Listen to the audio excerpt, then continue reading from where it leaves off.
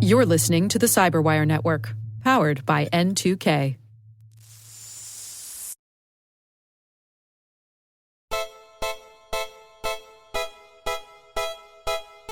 They finally finished the incident report.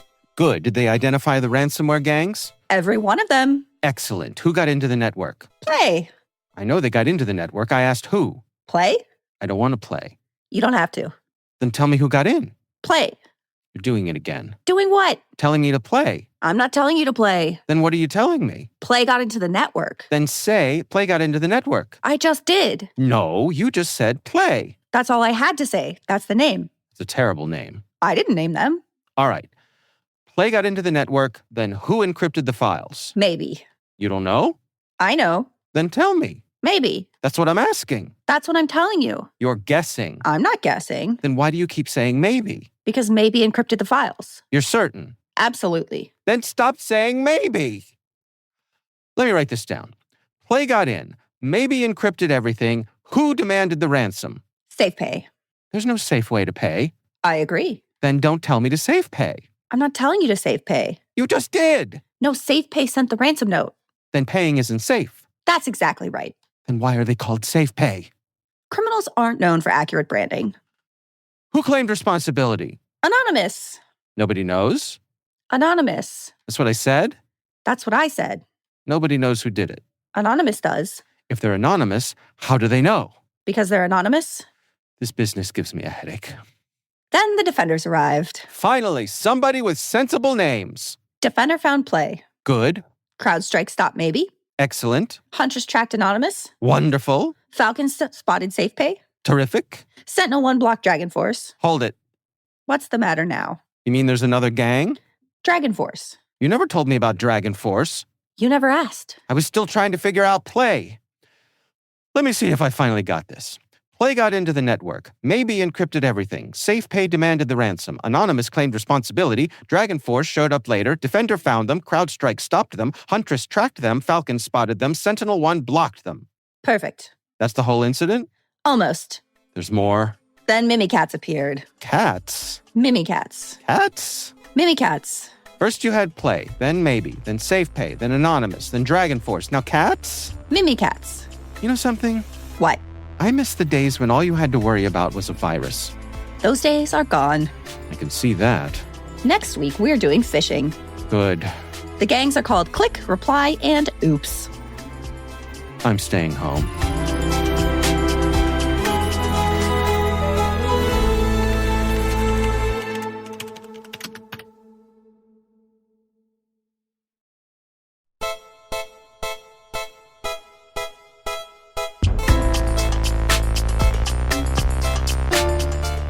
Welcome to Only Malware in the Building. I am your host, Selena Larson, Principal Threat Researcher at Proofpoint, here with my co-host, Dave Bittner from the Cyberwire.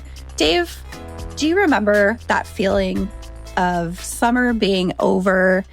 You're getting really excited, you're buying all your notebooks, and you're like, I'm going back to school. Well, you're half right. I remember the feeling of summer being over, but I can't recall being excited to go back to school. I wish summer would go on forever. Well, maybe it's because I grew up in Arizona and I was ready to leave 1 million degree weather for the confines of a schoolhouse. But Yeah. Okay, fair enough. I do have fond memories of going back to school. And one thing that I actually care a lot about in my role at Proofpoint and as a threat researcher and working with various organizations and friends and family is threat actors targeting schools. Students, whether that's K-12, university, advisors, teachers, supply chain impacting the schooling environments. And it really makes me mad when they go after them. No, I agree. It seems like one of those things that should just be off limits, kind of like hospitals, and yet it is not.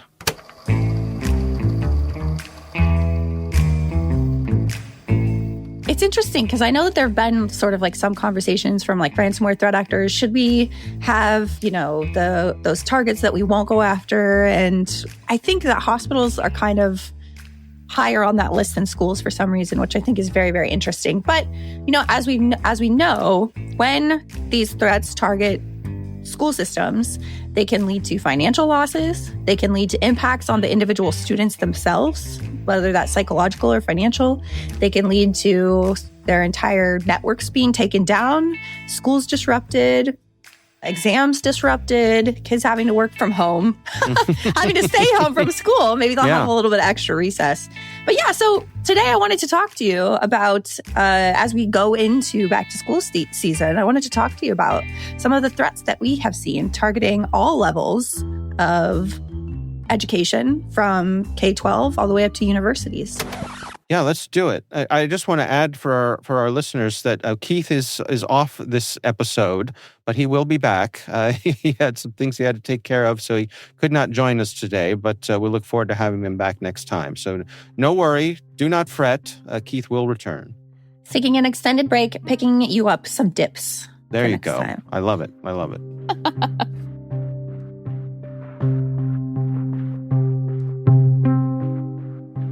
So I wanted to talk about, I think, the biggest sort of university, sort of education targeted threat that we've seen recently is the May hack against Canvas. And it happened, if I'm recalling correctly, around finals time, exam time for many schools, because I had friends who were texting me that said that their kids couldn't take their tests. Yes. And they were having to reschedule them, or teachers were having to figure out how they could grade things differently. I don't know. Did you experience any impacts of this? You know, anyone who had a falling out? Well, I am much older than you, so I have grown children, which means that they went through the school system. And it's interesting how much a central part of the school experience Canvas is. If your school system uses it, and ours did, we're a public school system, and Canvas is kind of at the center of everything. It's how teachers assign homework. It's how test scores are reported. They do their grading directly into Canvas. So it's just kind of sitting there in the background as one of those, I don't know, key fundamental core tools that you don't realize you need until it's gone. And in this case, my youngest son, who was just finishing up his first year at community college, and they also used Canvas. And so suddenly you have no access to that. It wasn't as bad as, say, a high school or a middle school or an elementary school where it could actually interrupt the day-to-day. I think a college is a little more flexible, but still, it's a hassle, and especially when you have no idea how long it's going to take to get things back up and running. So when I was in K-12, I didn't really have, I had like computer lab, but we weren't really doing anything on our laptops or anything. You had laptops. That's adorable. Well, not like school assigned laptops like they have nowadays. Oh. I had a big bubble computer. I had the MacBook, the big Mac. The one that looked like a tooth. Yeah. Yes. I had that one for homework and stuff. But sure. When I got to college, we did use sort of like an online platform. And I just remember it was, not the best platform. And I have to admit, I did get really excited when it would go down. Because it meant you got the day off? I took some online classes, and if the software wasn't working, I would be like, oh no, I can't do geology today. Fair enough. Yeah, taking geology online was a weird decision. Virtual I don't recommend snow it. Day. But yeah. So for those of you who might not be familiar with exactly what we're talking about, so Canvas is a widely, like Dave mentioned, a widely used learning management system. And the cybercriminal group called Shiny Hunters, which was not part of our Abbott and Costello routine. I don't know if that has a similar or legitimate word next to it, but they claimed responsibility for it. They tried to extort the company, threatened to release data. They reportedly gained access through a weakness associated with Canvas's Free for Teacher program, which shared infrastructure with institutional Canvas environments. And so some of the data that was exposed, so names, email addresses, student ID numbers, messages exchanged between people that were using the platform.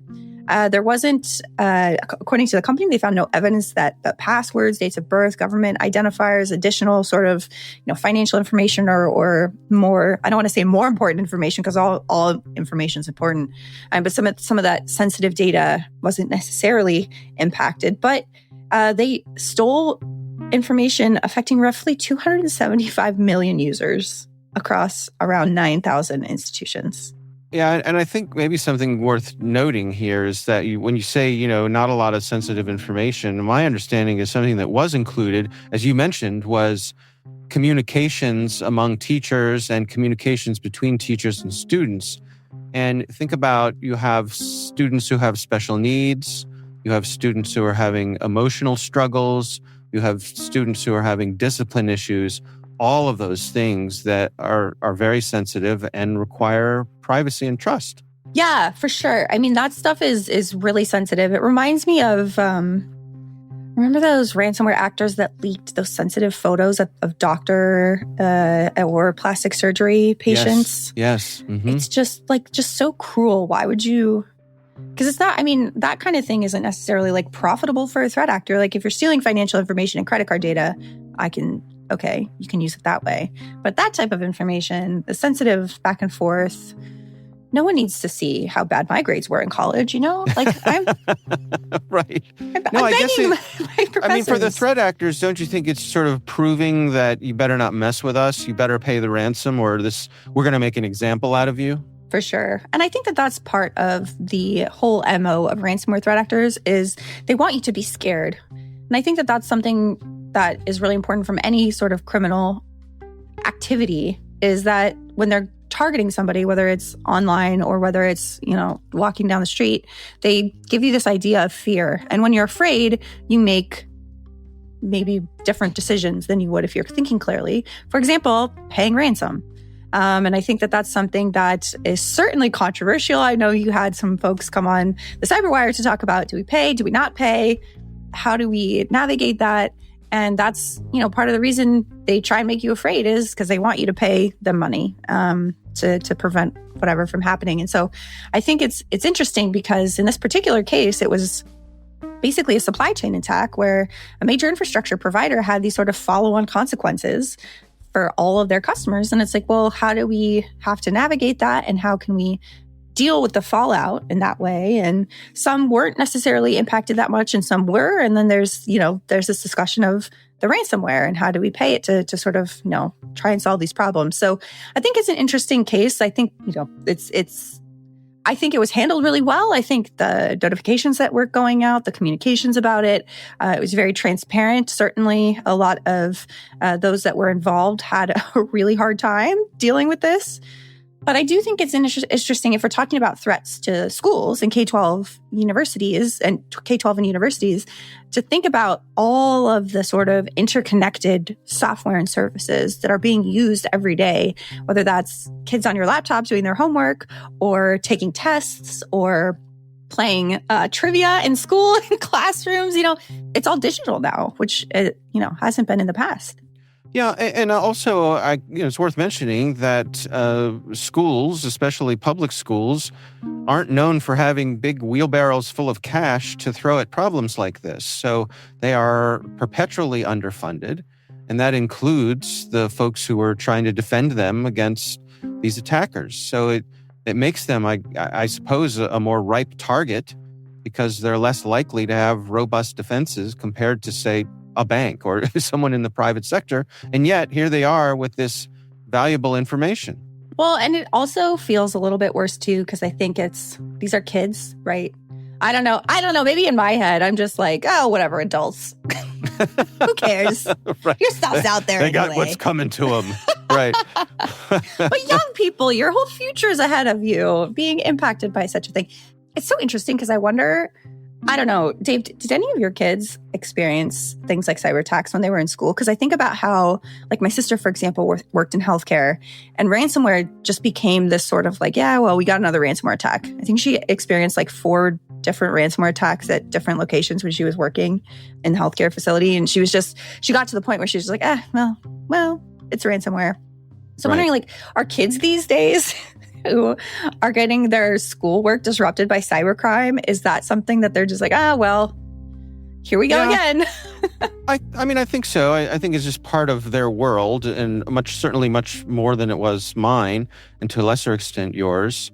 But I remember a lot of focus on things like cyberbullying, those kinds of things. I don't remember any actual ransomware attacks while my kids were in grade school. Again, this Canvas thing, and my son was just starting college, so that was really the first big one that I can recall. But I think having had kids go through school, there's nothing that is more powerful an instinct than a parent to protect their child. So imagine you're the school administrators and suddenly something out of your control has popped up that puts something about the children at jeopardy, in this case, their personal information. And parents today are just set on their children having the best possible path, and if something's going to get in the way of that, they are going to bulldoze their way through it. So my point is that I think there's a tremendous amount of pressure when something like this drops, that it has to be taken care of quickly. And that's just the nature of how the relationship between parents, students, and the administrations these days. That's my take.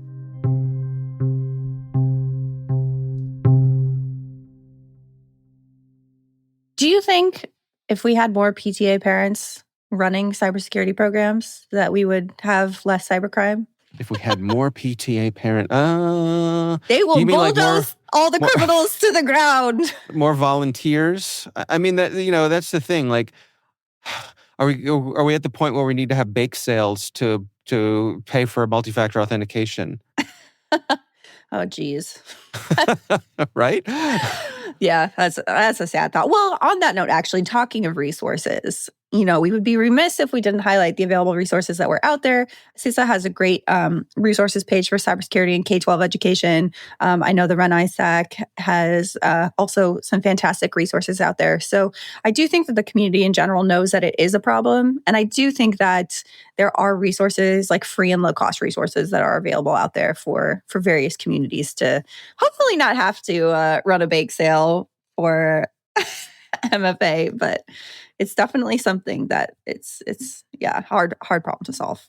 Yeah, and I think around here, most of the kids, the schools issue Chromebooks, and I think that puts them way ahead of the game just to start, because you have this device where things are not being stored locally overall, and you have Google's defenses to back you up. And so I think that's a pretty good place to be out of the gate. It's not perfect, nothing is, but it's better than when kids were lugging around Windows machines or Macs or where everything was stored on that device. Kid drops it in a puddle and the hard drive's gone, and there goes your whole year's worth of work. Right? It's much more robust, I think, than it used to be. Yeah, that's true. I think it's getting better, and I think awareness is growing, and I think there are resources that are available. So hopefully, as we go into this school year, we won't have another major ransomware attack like we have seen previously. We'll keep our fingers crossed on that, Dave. Good luck with that.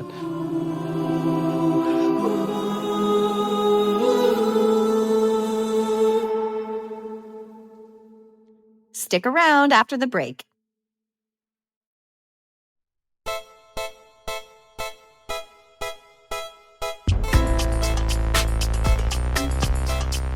But you did know, talking of cyberbullying and threats, I was recently reading an article that came out in The Guardian this week about experts warning about the rise in sadistic online exploitation of vulnerable children.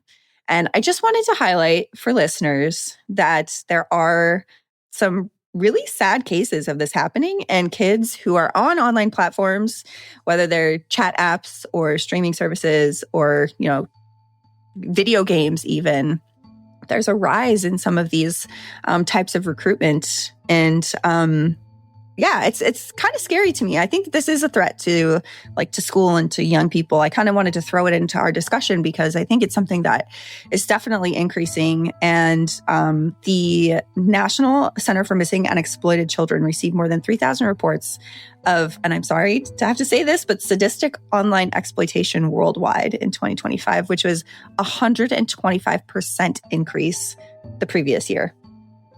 I'm afraid to ask you to explain what that means. Yeah, it's just really terrible things.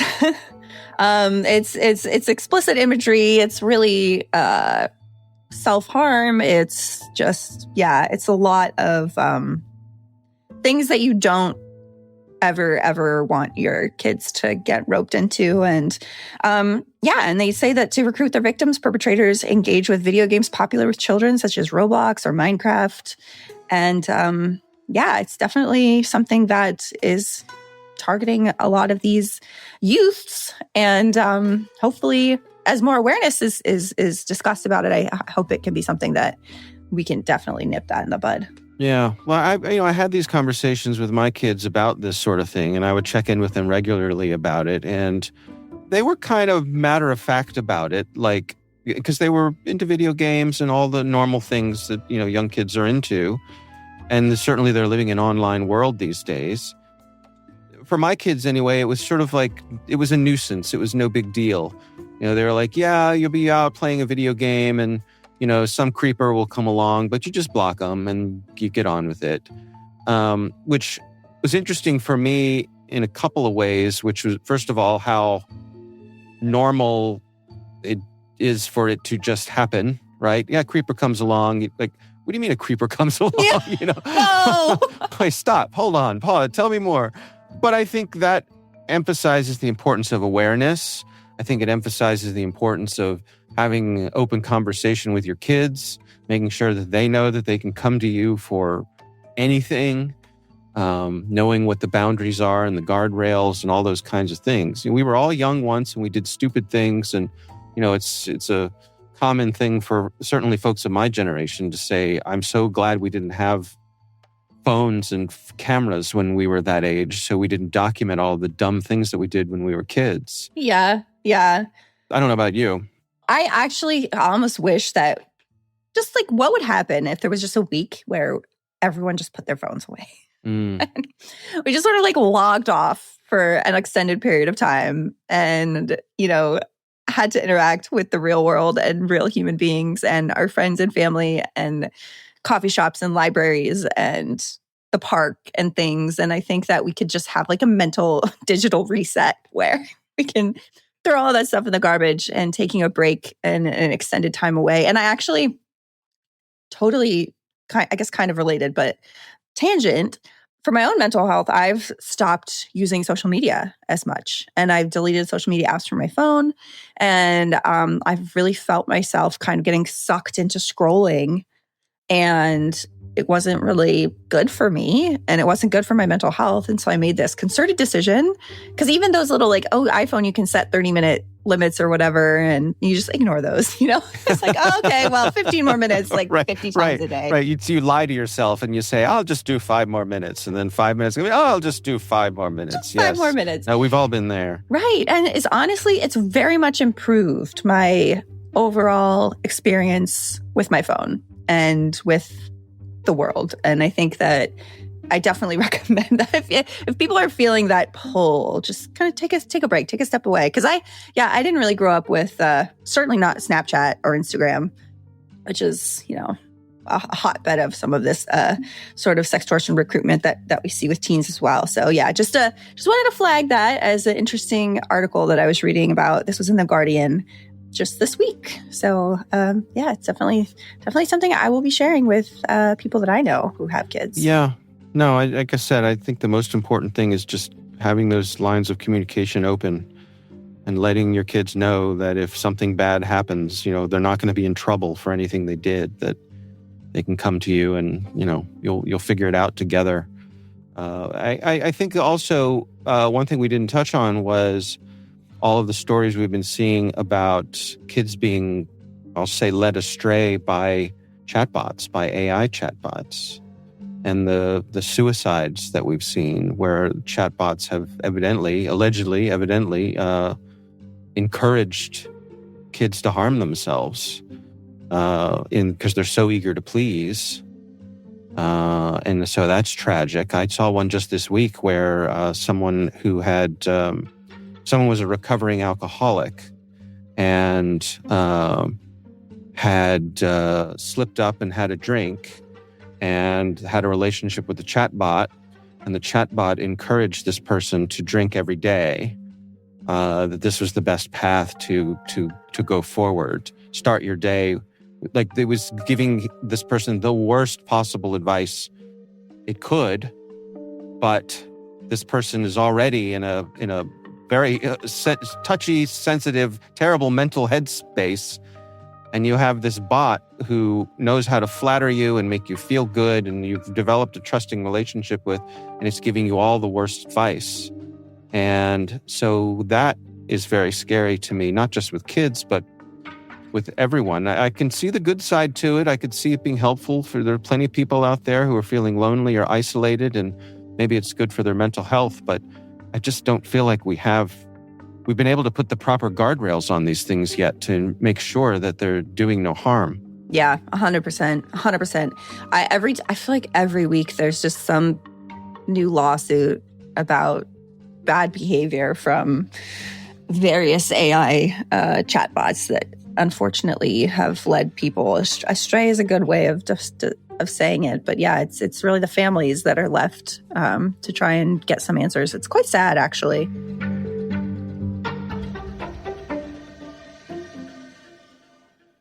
The word I saw someone use this week was hypnotic.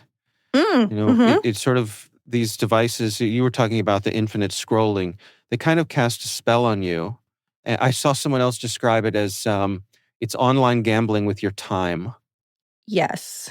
Wait, yeah, that's a great description. Right? Yeah, that's really good. Is it good? Yeah. Yeah. No, I mean, well, that's like a whole other, oh my gosh, that's a whole other podcast talking about the prediction markets and things. Right. Well, that's another show. Yeah. We'll get there. Yes. Yeah, no, I think it's definitely important to highlight that, but I don't want us to just be talking about sad things the whole time. I mean, cybercrime is sad, but there are some threat actors who are targeting universities to do something just a little bit more typical crime that we can feel a little bit better about. Happy crime? I don't know about happy crime. It's is it job scams. we're talking about a Robin Hood situation here? Or I would love to meet a Robin Hood cybercriminal. Oh my gosh. Why hasn't someone wiped out all the student loans? Yes. Right. Where are you? Come on, guys. Erase my mortgage, my car loan, anything. Just great.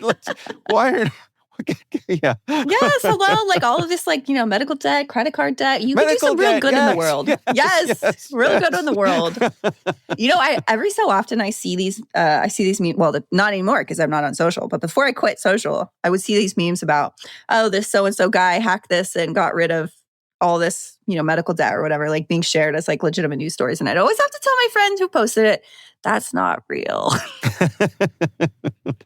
I appreciate that you're manifesting, but as a cybersecurity practitioner, I can tell you this is fake news. Yeah.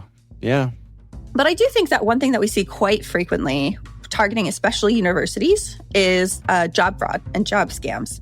I think for a few reasons. One, students are very open to sort of part-time work. They're very open to working digitally.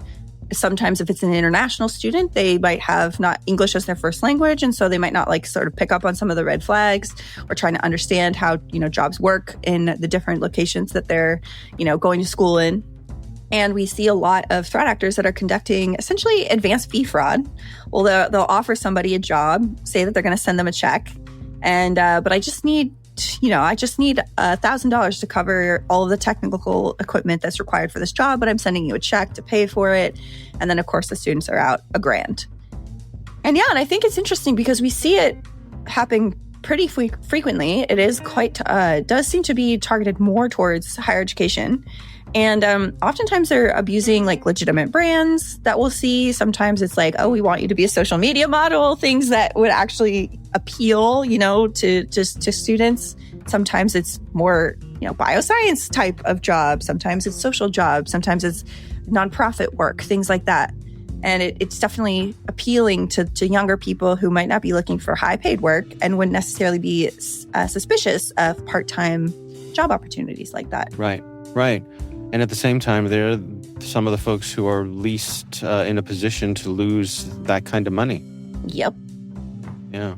Yep. I think back to when I was in college, if someone had come with an online job that seemed maybe a little too good to be true, I'd be like, well, maybe I'll do it. I have no money in my bank account.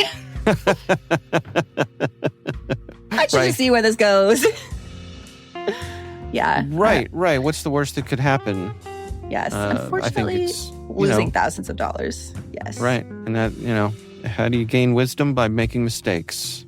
What is college if not making as many mistakes as you can in 4 to 6 years or however long it takes you to go to college? Yeah, but at the same time, I think it's important that we remind folks that falling victim to a scam is not a moral failing, right? You're not a bad person.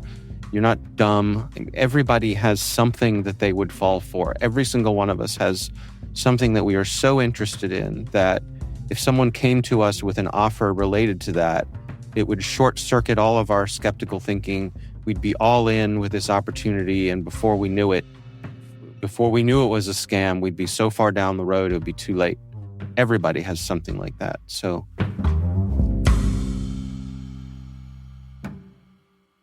I think, too, especially when it comes to job scams, they're definitely not unique to universities and higher education.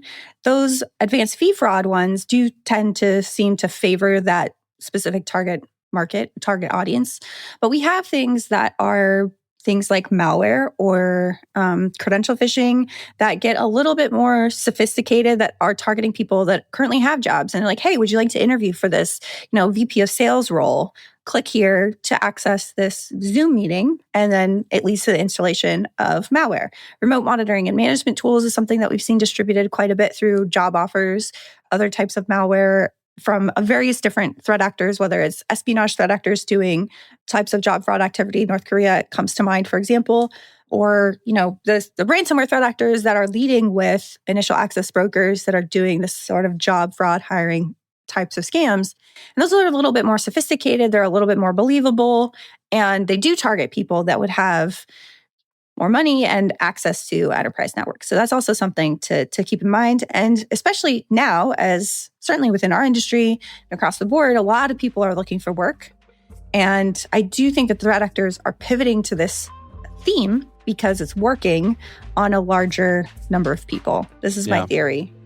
I'll share one that we actually reported on today in the Cyberwire, which is, and I believe this was a North Korean operation, where they would set up a job interview, an online, like a Zoom meeting, but they would make it so that it seemed as though your video wasn't working or your audio wasn't working. And then they would say to you, well, we're going to ask you to just run this verification tool so that'll let us know what your video setup is or your audio setup.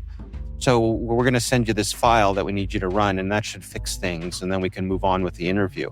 Well, of course, it's malware, and they're getting in your system to steal your stuff. But you can imagine somebody in that situation. You don't want to say no to someone who you're hoping to get a job through, so you're much more likely to do what they ask you to do. Absolutely. It's a very effective social engineering technique for sure. I think, like I mentioned, we're seeing it more often, I think, from a lot of different threat actors. So I wonder if it tends to be more effective social engineering lore than others as well. Let me ask you this. Did you have a terrible job in college? Did you have any really bad jobs to get your way through school? Did I have any bad jobs? Well, there were some jobs that I didn't really like.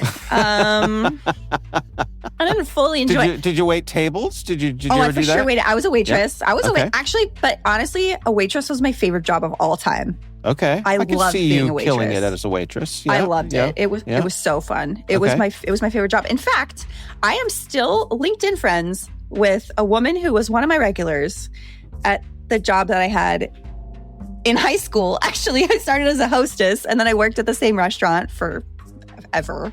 And she was my regular for like the entire time, 6 years, 7 years. So I was at the restaurant, and I'm still LinkedIn friends with her.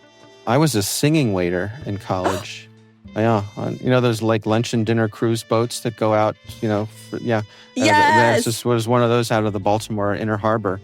And so through college, I worked on one of those, doing lunch and dinner cruises, and we put on a little show every night. And oh my God, what was the show? Oh, it was like a little musical review of Broadway tunes and some pop tunes and things like that. We had a little live band, and it was great fun. For someone 19, 20 years old, it didn't get much better than that. So waited tables, got to sing some songs and go out to sea every night, for a couple hours. So fun. It was a lot of fun. The contrast to that, the worst job I ever had in college was I did telephone survey interviews with elderly people. Oh. And it was they had a call center on campus. Like somebody had gotten a grant, and I needed some money, so I went in there, and they discovered that because I was capable, even back then, of stringing two words together in a competent way, they were just jumped on me to take this job. So I did, but it was an hour-long interview. You're calling people in very poor parts of the country and asking them questions about their well-being, and it just was soul-crushing. Heartbreaking, yeah. And I remember it was the only time in my life when I quit a job by just not showing up again. It's one day. It was time for me to leave my dorm and walk to the job, and I just sat there like staring at the wall going, can't do it. Can't do it. Can't do it. And I didn't. Like a week later, they called me. They were like, are you coming back? I said, no. They said, okay. We figured. Yeah. So, sounds like that wasn't the first time that's happened to them. No, they got that a lot. Yikes. Well, but actually what this is making me think of is we should do Only Mauer in the Building musical review. Oh, I like the sound of that. We did Hot Ones, so I think we need to make a music video. Right. Sure. I don't know if I can sing. I can do Disney voices, like the Zazu. I can do his parts where they're speaking. Speak singing. I'm really good at that. Right, a patter song that's referred to as Trouble from the Music Man. That's a patter song where you're speaking. It's kind of like the musical theater version of rap. Yes. The musical theater came up with it first. Yeah. Well, sign me up for that. All right. Well, we'll check in with producer Liz and see. But maybe that's a good idea for a future episode. Yeah. What could possibly go wrong? Well, yeah, nothing actually. If our Hot Ones episode was any idea of what it could be, I have big dreams, and I think it could work.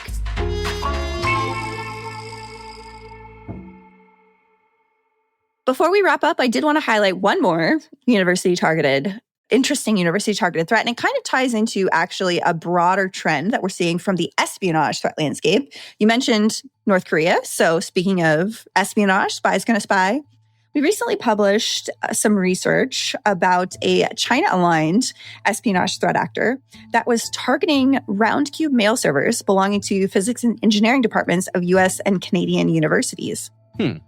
So basically, it's kind of an interesting technique because it's considered a half-click exploit where there's something that's actually in the body of the email that only really requires the target to open the email in the mail client for the actor to exploit the vulnerability and achieve access to the mail servers. And you call that a half-click exploit? Half-click exploit. And we have some more research coming out about this type of threat in the near future, so maybe we can talk about it on a forthcoming episode. Okay. But what's really interesting is basically you don't need to click any. So you don't need to, download an attachment or click a link to get to a phishing website. It's exploiting vulnerabilities in webmail servers specifically. And in this case, it was a round-cube mail server. And they were specifically targeting, again, these university departments, the potentially interested in things like physics or sciences, things like that in North America. And when a threat actor is able to compromise a mail server, as you might imagine, there would be a lot of interesting, juicy information and potentially espionage-rich data on such things that could potentially be used to then pivot within an environment and gain additional access. So yeah, it's quite interesting. This was this overall campaign was exploiting a couple of vulnerabilities in Roundcube, but they were known, so they were end-day vulnerabilities, and it was a couple of 2024 CVEs, so they were a little bit outdated. So it just serves as a really, really good reminder for everyone, really, but certainly, universities, K-12 education, but those who might be of interest, certainly to espionage threat actors that are increasingly trying to exploit webmail servers to make sure those pieces of software, all your mail servers, are up to date. So just so we're clear here, what you're saying is that this was a known vulnerability that had been patched, but people had not gotten around to installing the patch, and that's what made them vulnerable. Yeah, unfortunately, I think there's been a lot of discussion about things like Mythos and all of the AI tools that are going to make zero-day discovery so much easier for threat actors, and everyone's going to be able to get their hands on O-Day. But unfortunately, the reality of what we're seeing right now is that old vulnerabilities still work. Yeah. And those end-day vulnerabilities can be very, very beneficial, depending on where they are in your environment, how fast you can patch them, if you remember that they're there, which is an important thing. But yeah, so in this particular case, they were exploiting, one of the vulnerabilities was CVE 2024-42009. And essentially, this would allow a threat actor to have JavaScript hidden within the HTML body of an email. And when that was opened, would kick off the overall attack chain. Wow. Yeah, it's interesting. And it's an interesting trend that we're seeing from these adversaries targeting webmail servers. I mean, is this the kind of thing, similar to how we have ad blockers in our browsers? Can we install protections on our email clients to root out these things within our email? Yeah, so webmail providers are actually pretty good about staying on top of such things, and I definitely recommend patching as soon as they are up to date. Using a secure email gateway is also something that can be very beneficial as well.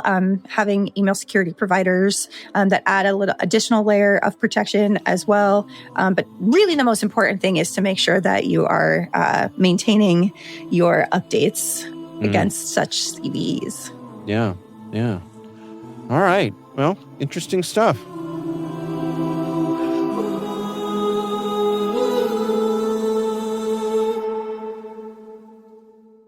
We will be right back after this quick break.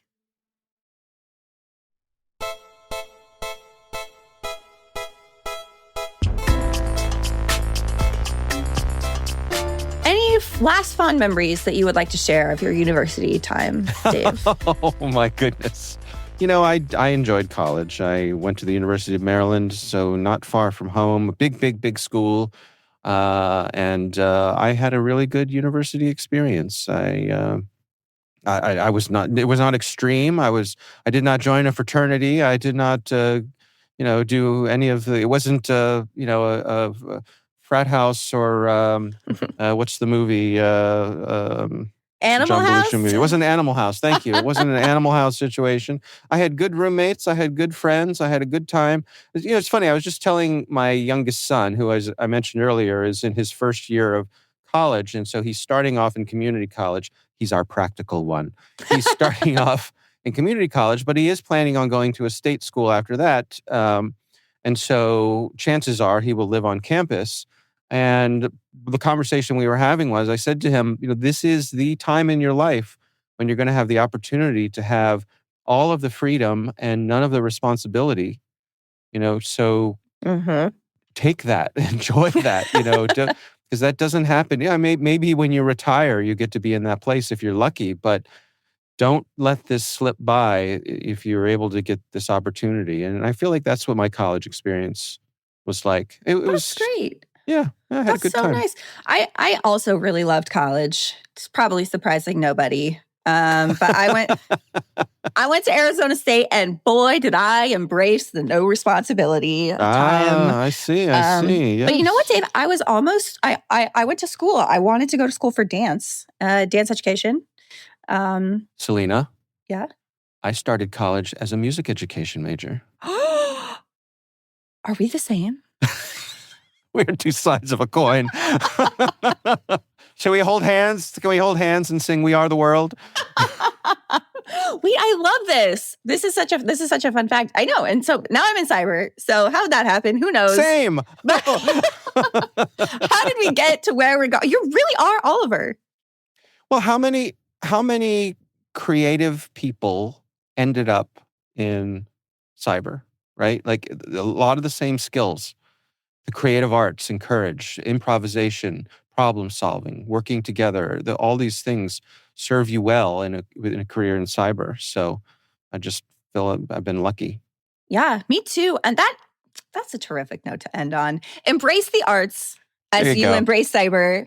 There you go. And to anyone who is going to school, going back to school, has kids going to school or is thinking about going to school, just remember all of these little tips and tricks that we talked about. And if there's any that you need to share, you feel need to share with friends and family, if you're an IT administrator, check out those stories that we mentioned. And best of luck, class of 2027? Ugh, I won't think about it. It's been 84 years. Yeah, exactly. I feel like that woman on the Titanic. Exactly. All right. Be careful out there. Thanks, Selena. I'll see you next time. See you, Dave.